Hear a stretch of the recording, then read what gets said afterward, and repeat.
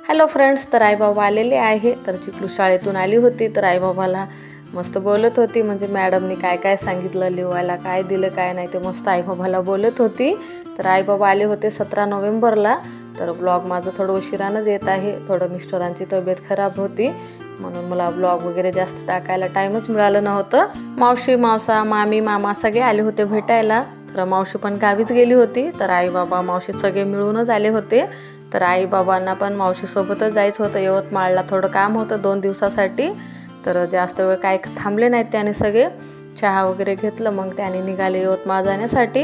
आणि आई घरून येताना मस्त हरभऱ्याची भाजी, तुरीच्या शेंगा, केळी, ज्वारीचं पीठ वगैरे घेऊन आली होती. आणि सकाळी मस्त मी पनीरची भुर्जी पोळी बनवलं होतं.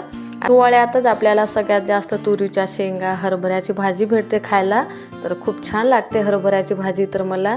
नंतर मस्त मी असा तूप बनवून घेतलं. तूप बनवताना मी थोडं कोमट पाणी टाकते आता थंडीच्या दिवसात, आणि खूप छान तूप झालं.